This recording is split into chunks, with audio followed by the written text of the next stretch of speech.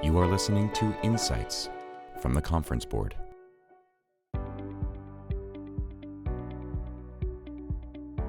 Hello, my name is Sarah Murray, Managing Director International at the Conference Board, and it's a pleasure to welcome you to this edition of Insights, a series which helps executives address challenges and stay informed about current issues across the entire spectrum of human capital. This series is brought to you by the Conference Board, and today our panellists will be discussing investing in productivity to overcome Europe's tight labour market. Moderating today's panel discussion is Dave Keating, freelance journalist and Brussels correspondent at France 24. Delighted to have you with us, Dave. Thanks, Sarah. So tons of interesting facts and figures in that report. We're going to unpack them now in the panel. We'll be asking, how do you solve a problem like low productivity? So our panelists are Denis Penel, Managing Director of the World Employment Confederation, the global professional association representing the employment industry, also the author of several books, including The Ego Revolution at Work. We have Bart van Ark, Professor of Productivity Studies at Alliance Manchester Business School at the University of Manchester. He's also the Managing Director and Principal Investigator of the Productivity Institute, a UK organization bringing together academic research, policy studies, and business engagement. And we have Marianne Devine, Principal Researcher at the Conference Board. She's the author of over 40 reports and 8 business books looking at topics such as navigating through uncertainty, managing talent, and people challenges of mergers and acquisitions. Denis, let's start with you as we digest the findings of the Outlook.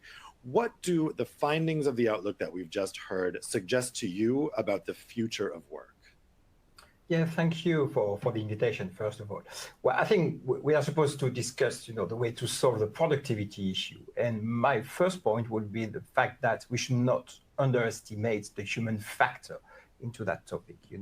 We should really look at this issue from an HR workforce point of view. And then I would like to make to look at this one under 3 main dimensions. The first one is indeed, as Remy mentioned, the impact of labor scarcity on productivity. Clearly today we are seeing, a record high level of shortages of labor. At the global level, 77% of employers are reporting difficulties in hiring. This is, huge, this is massive, this is across all sectors. And clearly this lack of skills and competencies is hampering production and innovation and therefore productivity. So we really need to look at this first issue. And then a couple of solutions, easy to say, of course, more difficult to implement. But yeah, the first one is about skilling, reskilling, upskilling. And this is definitely needed if you want to be able to access the talent that companies need. Another one, is indeed to increase labor market participation rate. We already have a high level of rates, but we need to go beyond, and we need to source candidates coming from the people being furthest away from the labor market. It could be long-term unemployed people, it can be early school leavers, it can be ex-convicts, for instance, but we need to go deeper into really finding the people that are the furthest away from the labor market currently. And on that one, it's essential to ensure good cooperation between all the labor market intermediaries and the different type of employment services, whether public or private. But this cooperation between all the labor market, intermediaries is really essential. And the last solution would be about, really adopting and developing skills-first hiring approach, meaning that when you're looking for candidates, not looking at the degrees or the qualification, really look at the skills. That would be a way to shine the light on overlooked talent. And all this would ensure better matching, and probably also faster matching between the supply and the demand of work. That's the first point, labor scarcity. The second one is to look at the low engagement of the workforce that we are seeing nowadays. You all know the famous Gallup survey, engagement. The latest one shows that 60% of the global workforce is disengaged. And even worse, 19% of the global workforce is actively disengaged. That means that those people are really not giving, everything they can to the labor market, to the company they work for. So that's also something we need to address. And the keywords nowadays when it comes to the world of work is about burnout, bore out, quiet quitting. All these are the illustration of the fatigue experiences that people are facing when they go to work. And that means we really need to focus on the workers' well-being, mental health at work, to make sure that they are as engaged as possible. This is also a way to increase productivity. I'm not really buying the idea of extending working hours. If you have already a workforce that is very low engaged and overworked, I'm not sure this is going to work. And last but not least, I think part of the issue and the solution is what I call the great mismatch. And that, I mean by that, the gap between the new expectations coming from the workers and the reality they face, in their day-to-day professional life. Clearly, the COVID has accelerated those trends. They were there before the pandemic, but they are even more important nowadays. And what I'm talking about when it comes to new expectations, this is about freedom of choice. More and more workers are willing to be able to choose their contractual arrangements, their working hours, the workplace they are going, but they are also aiming at, getting more autonomy at work, and remote working has facilitated that over the last couple of months. It's also about having a meaningful job and also to have opportunities to progress in their career. So this is what the employers have to address, when it comes to new expectations.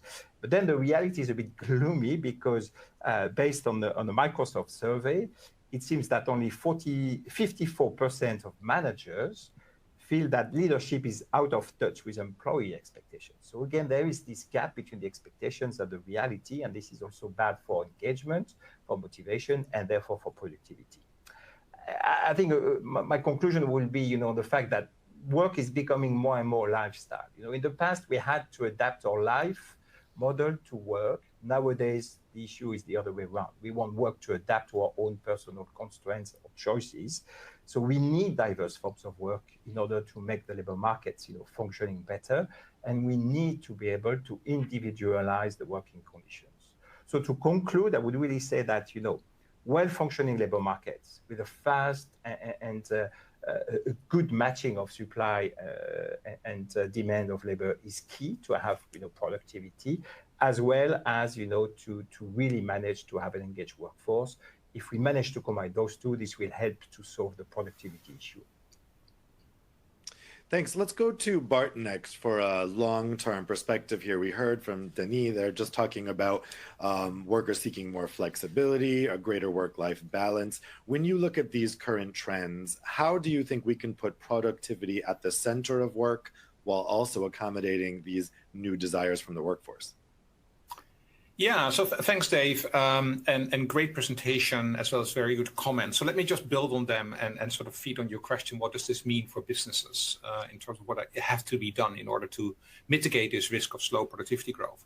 Let me first of all underline the point, also what Denise just said, that these labor shortages that are being mentioned in this report are going to stay. This is not a temporary thing. Sarah, when she introduced me, referred to the fact that I was chief economist at the Conference Board for 12 years, and we've been hammering on this point of labor shortages for a long time, but it seemed not that urgent for a very long time. When you look at Rémi's figures, you could see that actually most of growth was actually driven by rapid employment in working hours rather than productivity growth in the past decade. That time is now over, and I think Denise has explained very well why that is the case, but certainly the pandemic has dramatically changed the preferences of workers. You definitely now see a drive towards the requirement and the preferences for shorter working hours, so people are not as motivated anymore to, maximize their amount of time with their organization. Also, what wasn't mentioned, I think is very critical, is the very rapid impact of aging on early retirement. So we see this now really accelerating very significantly. So lots of older workers have a preference to leave the workforce. And this is actually one important takeaway for firms, is that I think firms really have to think much harder about how you can keep older workers engaged for a much longer time in the workforce than is currently the case. Retirement ages are being postponed in terms of pension, rights to pension. So this is a time for business to say, how can we make this actually really work? And then also, of course, there is, there are labor shortages everywhere, but they're particularly, as Rémi explained very well, they're particularly in these kind of high skill, digital skill areas. So labor shortages are going to stay, and it really is important for businesses not to be complacent around this anymore and try to really tackle this. Now, productivity is, of course, the way to mitigate a lot of these risks. And again, Rémi explained very well why the slow growth of productivity is a bit of a concern. And I think, there is a concern in going forward. We quite often talked about something that we call the productivity paradox. And actually, this goes back to the 1980s when a Nobel Prize winner in economics, Robert Solow, once said, computers are everywhere except in the statistics or productivity. And that was true. And at some time we did see it back in the statistics. And now we're sort of in a new productivity paradox. We see digital technology everywhere. And again, why does productivity really not grow? And the answer to that is the multiple answers. One is that this is just taking more time, but it's also really hard for businesses to do this. You have to take manage a lot of barriers in your organization to make digital really work in terms of better products and services and better processes that make your business processes more productive. And there, the skills element is obviously of critical importance. So digital is all there, but it's hard to do, and it really needs a lot of focus.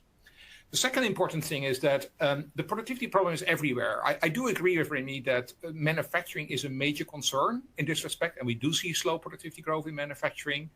But manufacturing is a relatively small part of our economy. Most of our economy in Europe and the OECD is a services economy. And there are lots of services sectors that actually also are showing very modest productivity growth. And actually digital technology is a really good technology to help services grow as well. So this is not just a manufacturing issue. And I think that service-oriented firms and many manufacturing firms, of course, have a lot of services should focus on this as well.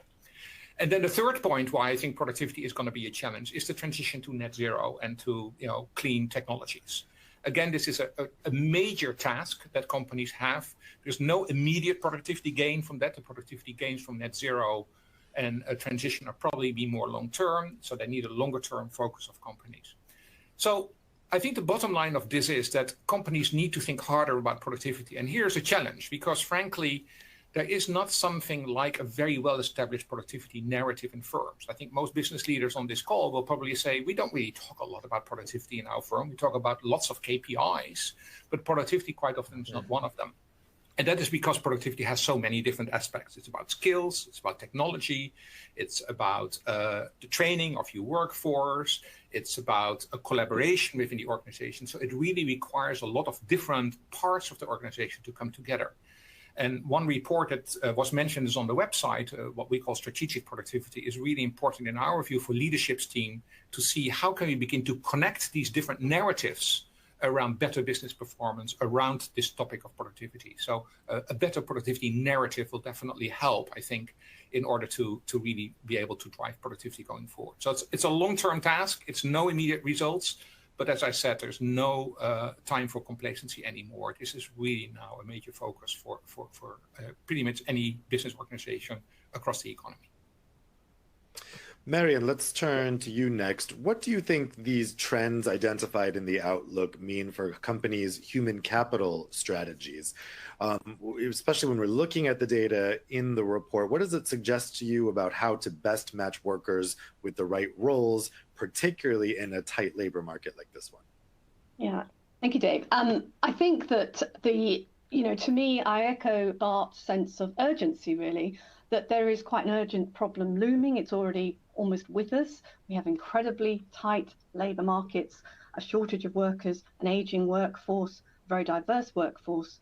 And I think that significantly, if there's an economic upturn, employers are unlikely to have enough workers with the relevant skills to take advantage of any opportunities for growth. Productivity is a very big problem as well.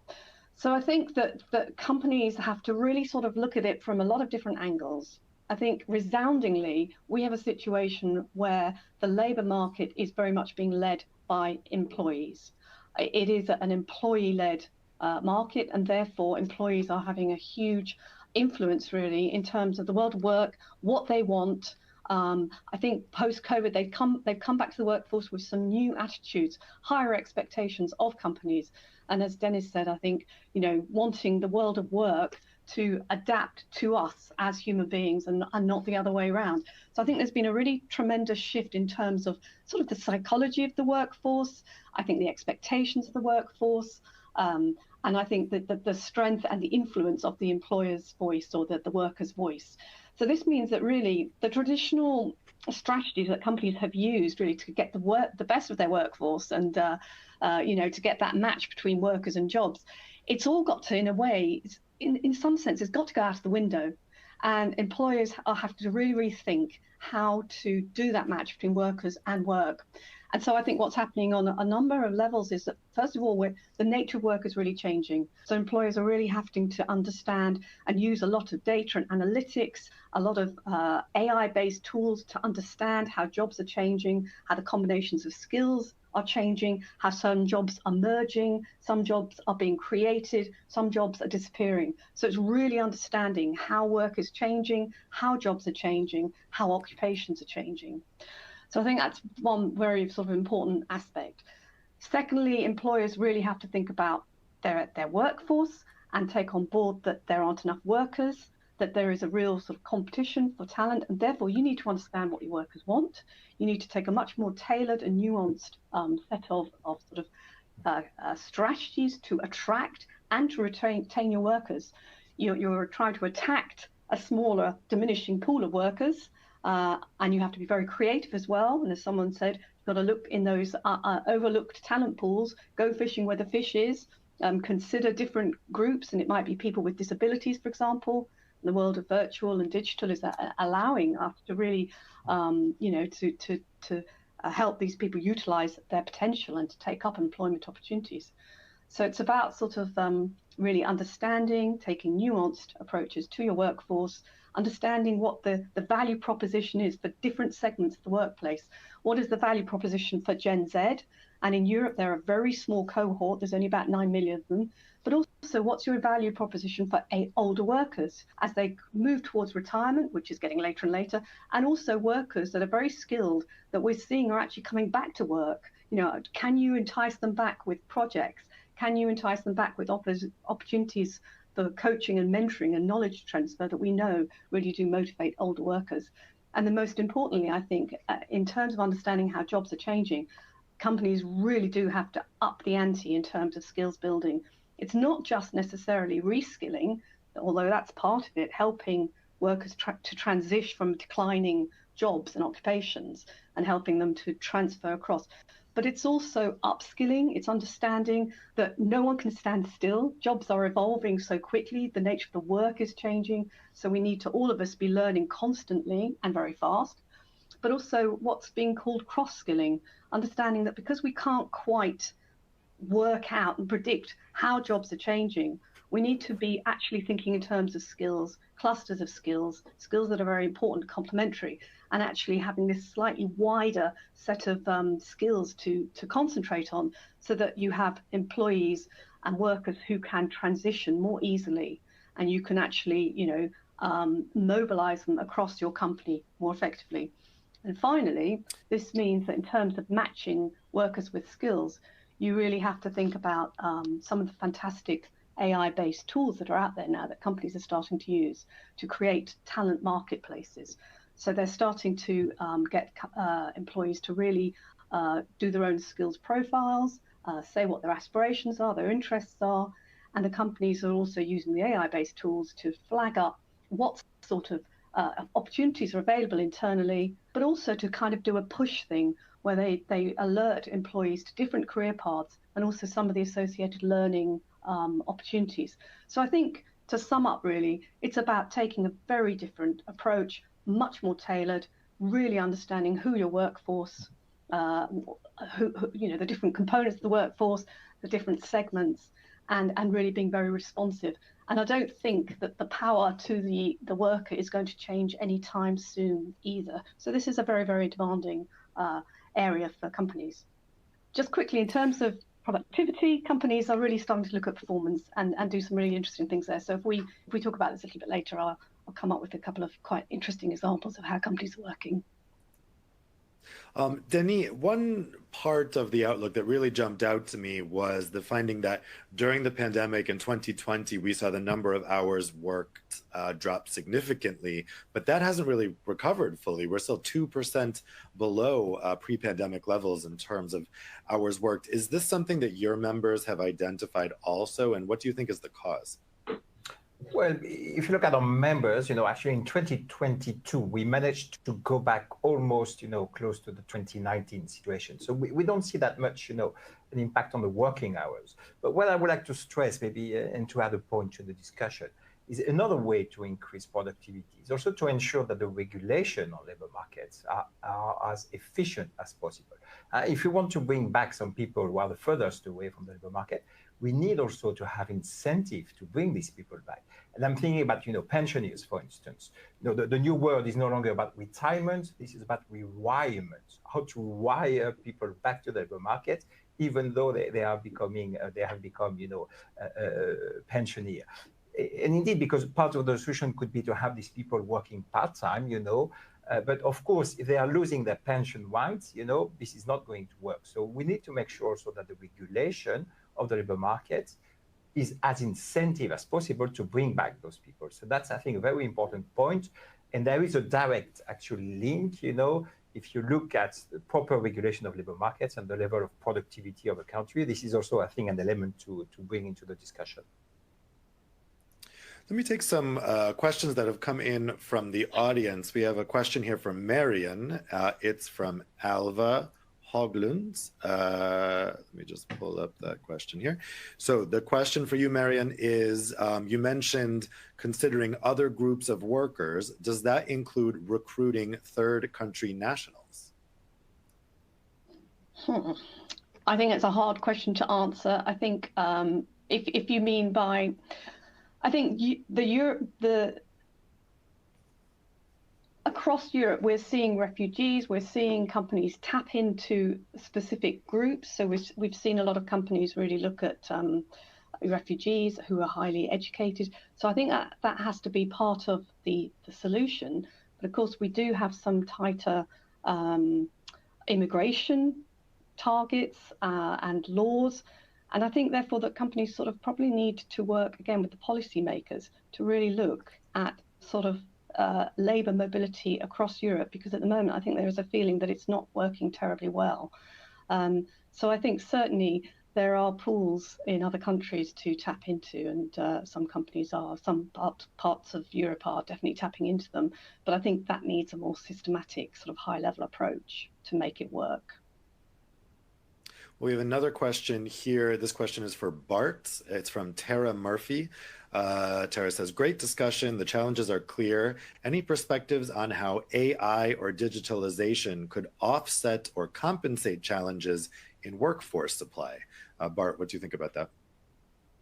Well, with the recent developments in AI, which, when we look at ChatGPT and so on, we're all getting worried about our job potentially going to get away. Me being in the academic system, I can see my papers being written now by ChatGPT, and that already sort of takes away a lot of the things that are normally doing. The point there is that it gives you great opportunities to actually begin to focus on other things. So I think businesses should embrace AI in all sorts of ways that it is actually emerging over time, and see how that can help to free up the time that you can do as a company. Now, some of that is related to moving people to other tasks. Some of that is actually related to the point that Denise was also mentioning earlier, and that is this preference of workers to work shorter hours. I mean, the point that I want to add to that is quite a bit of debate here in the UK, but also across Europe, about the desire of many workers to go to this 4-day work week, which basically means whatever format that takes, but some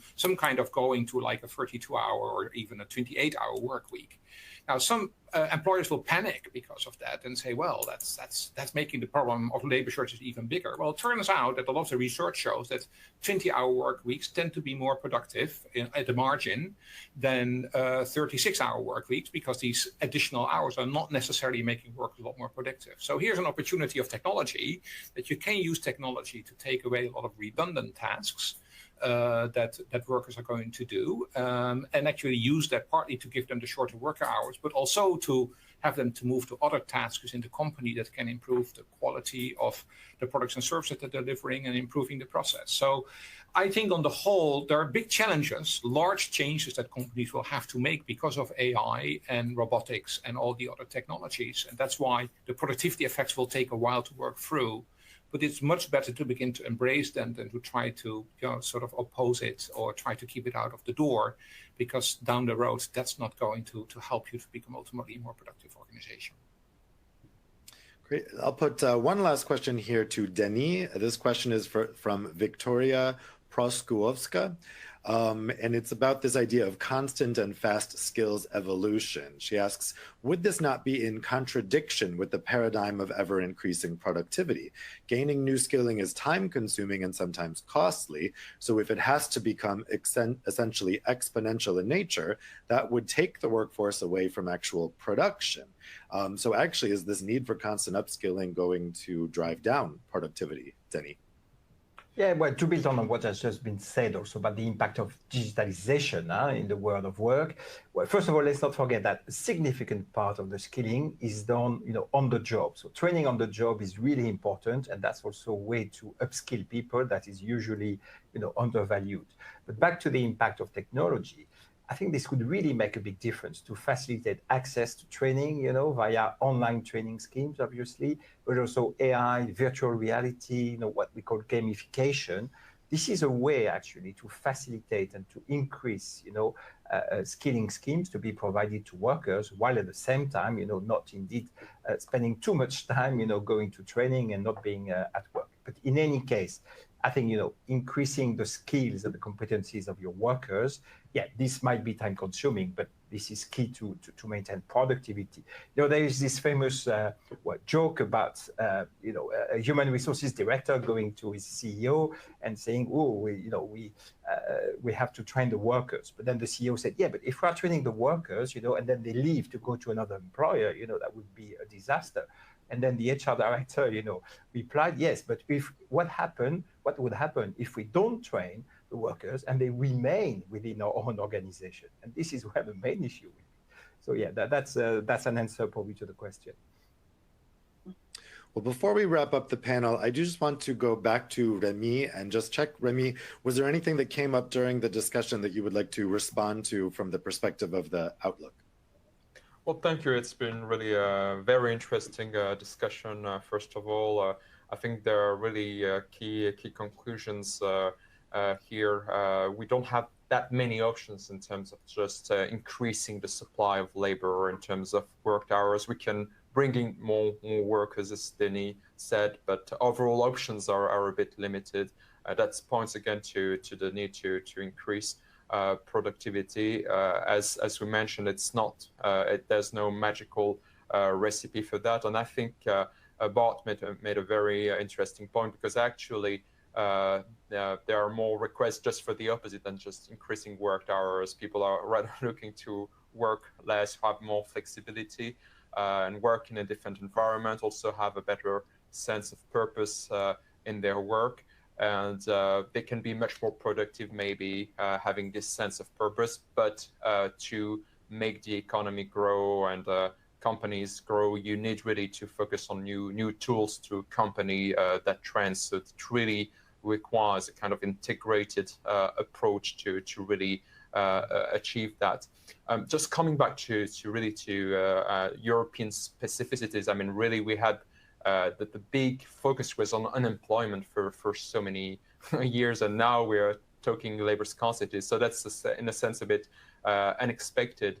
And as Bart really stressed, this always already very present in a sense, but really under the radar. So especially for Europe, because of all this concern about unemployment, which is still very present in a sense. I mean, a tight labor market doesn't mean that it's ideal in any way for workers, not to mention, of course, employers. But really, I mean, there's a change in logic from the focus just on cost and competitiveness, really in a narrower financial way, to really a much more integrated approach. So thank you again for all these comments. I think it's absolutely key at this point, with all these surprising developments and breathtaking technological advances in particular. Thanks, Remy. So that's all the time we have for the panel. Certainly a lot more to digest and think about in this Outlook report. I'd like to now hand it back to the studio, back to Sarah, for some concluding thoughts. Thank you, Dave. Thank you, everyone. I thought this was just a fantastic conversation. And yeah, just a few concluding thoughts that I've taken away, that, labour shortages are here to stay. We have a lack of skills, and that's hampering productivity and innovation. So the solution is this upskilling and reskilling. We're in a period where there's low engagement in the workforce, there's more burnout, there's more issues with mental health. So we need much more focus on well-being, human-centered leadership. And there's this mismatch between employers and employee expectations in terms of time at work, flexibility, and place of work. So for that well-functioning labour market, we need the engaged workforce for productivity. And as Bart said, I think business must not be complacent. They need to be talking about this more, and they need to be building this productivity narrative. It's a long-term task, and the time is now to look at it. And as Marion talked about, the voice and the power is with the employees. They've got more influence, they want more, they have a stronger voice, and they're using that right now. And therefore, companies really need to think about this competition for talent. They need tailored strategies to attract and retain. They need to be thinking about what a good employee value proposition is. I loved the term rewirement instead of retirement. And again, this skills building, up the ante, and using these AI tools to create talent marketplaces. So much there. Thank you, everyone. Remy, Denis, Bart, Marion, Dave, for all of your contributions today. And to our audience, if you enjoyed this episode, please remember to subscribe to our Insights podcast series or explore the entire catalogue of podcast programming from the Conference Board by visiting our website at tcb.org/podcasts.